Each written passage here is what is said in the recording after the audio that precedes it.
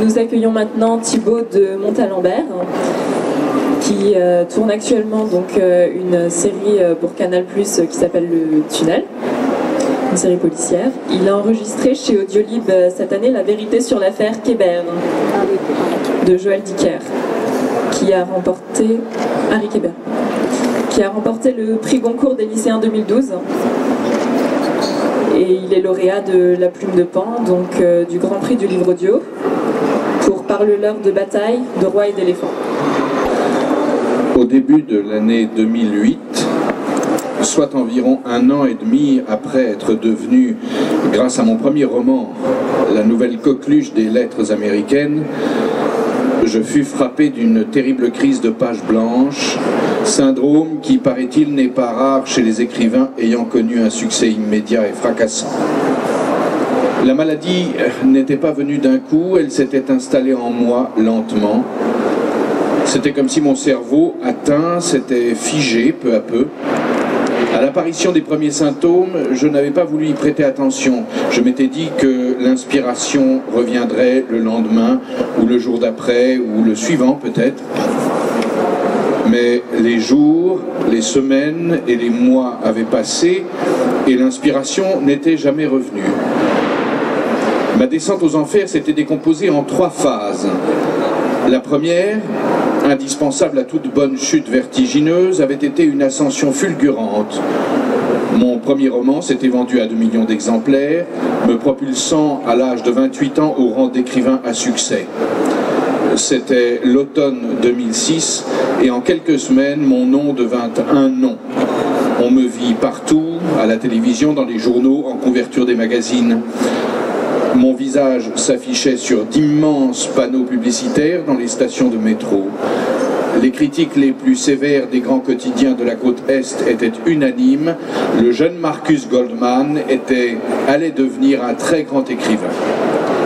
Un livre, un seul, et je me voyais désormais ouvrir les portes d'une nouvelle vie, celle des jeunes vedettes millionnaires. Je déménageais de chez mes parents à Newark pour m'installer dans un appartement cossu du village. Je troquais ma Ford 3e main pour une Range Rover noire flambant neuve aux vitres teintées. Je me mis à fréquenter les restaurants huppés. Je m'attachais les services d'un agent littéraire qui gérait mon emploi du temps et venais regarder le baseball sur un écran géant dans mon nouveau chez-moi. Je louais à 2 pas de Central Park un bureau dans lequel une secrétaire un peu amoureuse et prénommée Denise triait mon courrier, préparait mon café et classait mes documents importants. Dans les 6 premiers mois qui suivirent la sortie du livre, je m'étais contenté de profiter de la douceur de ma nouvelle existence.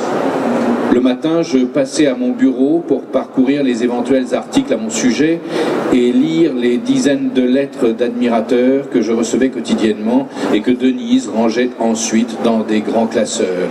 Puis, content de moi-même et jugeant que j'avais assez travaillé, je m'en allais flâner dans les rues de Manhattan où les passants bruissaient à mon passage. Je consacrais le reste de mes journées à profiter des nouveaux droits que la célébrité m'octroyait, droit de m'acheter tout ce dont j'avais envie, droit aux loges VIP du Madison Square Garden pour suivre les matchs des Rangers, droit de marcher sur des tapis rouges avec des stars de la musique dont j'avais plus jeune acheté tous les disques, droit de sortir avec Lydia Glore, l'actrice principale de la série télé du moment, et que tout le monde s'arrachait.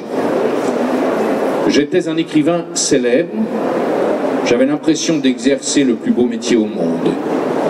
Et certain que mon succès durerait toujours, je ne m'étais pas soucié des premiers avertissements de mon agent et de mon éditeur qui me pressaient de me remettre au travail et de commencer à écrire mon second roman.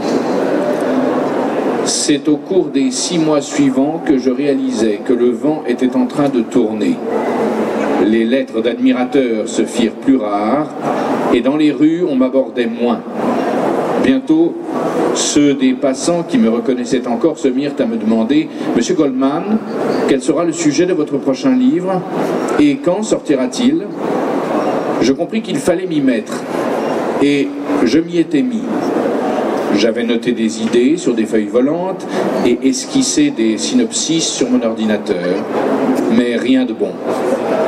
J'avais alors pensé à d'autres idées et esquissé d'autres synopsis, mais sans succès non plus. Je m'étais finalement acheté un nouvel ordinateur dans l'espoir qu'il serait vendu avec de bonnes idées et d'excellents synopsis, mais en vain. J'avais ensuite essayé de changer de méthode. J'avais réquisitionné Denise jusque tard dans la nuit pour qu'elle prenne en dictée ce que je pensais être de grandes phrases, de bons mots et des attaques de romans exceptionnelles. Mais le lendemain, les mots me paraissaient fades, les phrases bancales et mes attaques des défaites. J'entrais dans la seconde phase de ma maladie.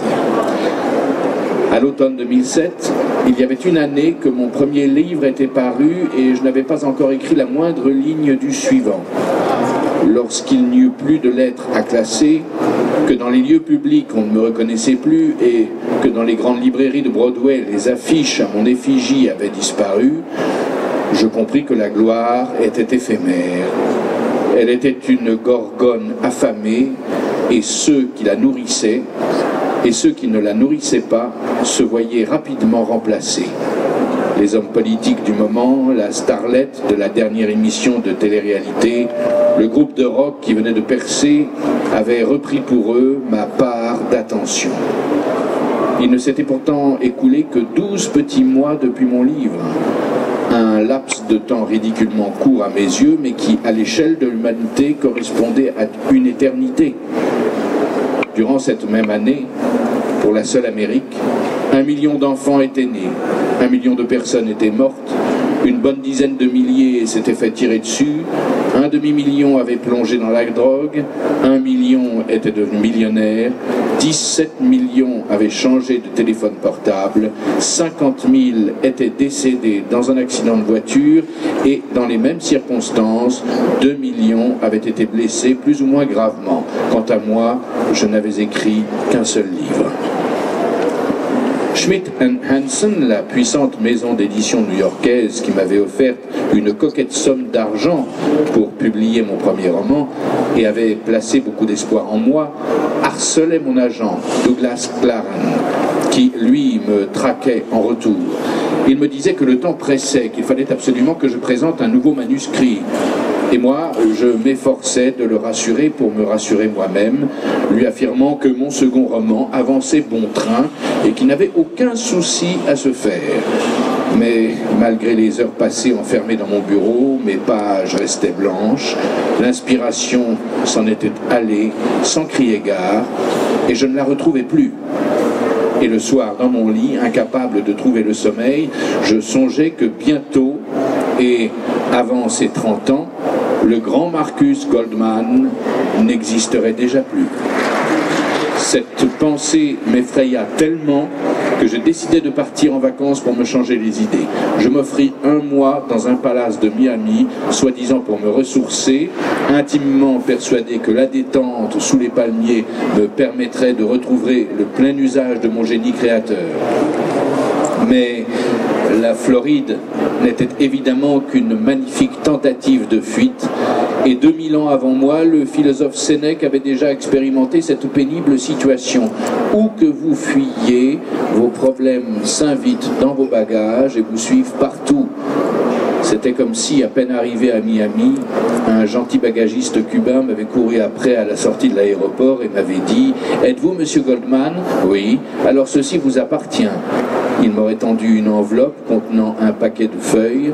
« Ce sont mes pages blanches. »« Oui, Monsieur Goldman, vous n'alliez tout de même pas quitter New York sans les prendre avec vous. » Ainsi passai-je ce mois en Floride, seul, enfermé dans une suite avec mes démons, misérable et dépité. Sur mon ordinateur, allumé jour et nuit, le document que j'avais intitulé « nouveauroman.doc » restait désespérément vierge. Je compris que j'avais contracté une maladie très répandue dans le milieu artistique, le soir où j'offris une margarita au pianiste du bar de l'hôtel. Installé au comptoir, il me raconta que, de toute sa vie, il n'avait écrit qu'une seule chanson, mais que cette chanson avait été un tube du tonnerre. Il avait connu un tel succès qu'il n'avait plus jamais rien pu écrire d'autre, et à présent, ruiné et malheureux, il survivait en pianotant les succès des autres pour les clients des hôtels.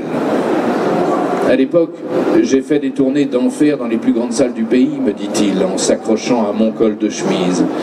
10 000 personnes qui hurlaient mon nom avec des nanas qui tombaient dans les pommes et d'autres qui me lançaient leurs petites culottes, c'était quelque chose. Et après avoir léché comme un petit chien le sel autour de son verre, il ajouta « Je te promets que c'est la vérité ». Le pire, justement, c'est que je savais que c'était vrai. La troisième phase de mes malheurs débuta dès mon retour à New York.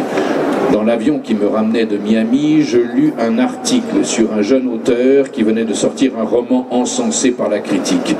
Et à mon arrivée à l'aéroport de LaGuardia, je vis son visage sur de grandes affiches dans le hall de récupération des bagages. La vie me narguait. Non seulement on m'oubliait, mais pire encore, on était en train de me remplacer. Douglas, qui vint me chercher à l'aéroport, était dans tous ses états. Schmidt & Hansen, à bout de patience, voulait une preuve que j'avançais et que je serais bientôt en mesure de leur apporter un nouveau manuscrit achevé. « On est mal », me dit-il dans la voiture en me ramenant à Manhattan. « Dis-moi que la Floride t'a revigoré et que tu as un bouquin déjà bien avancé. Il y a ce type dont tout le monde parle. Son livre va être le grand succès de Noël. Et toi, Marcus, qu'est-ce que t'as pour Noël ?» « Je vais m'y mettre », m'écriai-je paniqué, « je vais y arriver. On fera une grande campagne de publicité et ça marchera. Les gens ont aimé le premier livre, ils aimeront le suivant. » Marc, tu ne comprends pas. On aurait pu faire ça il y a quelques mois encore. C'était la stratégie, surfer sur ton succès, alimenter le public, lui donner ce qu'il demandait. Le public voulait Marcus Goldman. Mais comme Marcus Goldman est allé se la couler douce en Floride, les lecteurs sont allés acheter le livre de quelqu'un d'autre. Tu as étudié un peu l'économie, Marc. Les livres sont devenus un produit interchangeable. Les gens veulent d'un bouquin qui leur plaît, qui les détend, qui les divertit. Et si c'est pas toi qui le leur donne, ce sera ton voisin. Et toi, tu seras bon pour la poubelle. Épouvanté par les oracles de Douglas, je me mis au travail comme jamais. Je commençais à écrire à 6 h du matin. Je n'arrêtais jamais avant 9 ou 10 h du soir. Des journées entières passées dans mon bureau à écrire sans discontinuer, emporté par la frénésie du désespoir, à ébaucher des mots, emmancher des phrases et multiplier les idées de romans. Mais à mon grand dam, je ne produisais rien de valable. Denise, elle, passait ses journées à s'inquiéter de mon état. Comme elle n'avait plus rien d'autre à faire, plus de dictées à prendre, plus de courriers à classer, plus de café à préparer, elle faisait les 100 pas dans le couloir. Et lorsqu'elle n'y tenait plus, elle tambourinait contre ma porte. Merci beaucoup. Alors, je vais vous poser quelques petites questions. Donc, comment avez-vous abordé l'enregistrement de ce livre ? Comment est-ce qu'on fait pour enregistrer un livre comme ça ? Comment vous avez abordé personnellement D'abord, il faut le lire. Il faut au moins le lire une première fois. Et puis ensuite, voilà, c'est une aventure. Enregistrer un livre comme ça, enfin je veux dire comme ça, c'est-à-dire de cette densité-là, et quand même, je ne sais pas combien de pages il fait, mais je crois qu'il peut y avoir quelque chose comme 1000 pages, non ? Voilà, ça a l'air assez conséquent. Il est grand. Ça veut dire que c'est un voyage de plusieurs jours. On est dans une petite cabine avec le micro, l'ingénieur du son qui est de l'autre côté, et on part dans un voyage qui dure 5-6 jours. Voilà. Et vous avez préparé ça comme vous préparez un rôle au théâtre ou au cinéma ? Non, c'est pas la même chose. Non, ce qu'il faut, en fait, c'est Alain Cuny qui disait que la lecture, pour l'acteur, c'est l'exercice ultime. C'est-à-dire que il n'y a pas d'interférence entre celui qui écoute et celui qui lit. Il n'y a pas un metteur en scène qui va interpréter.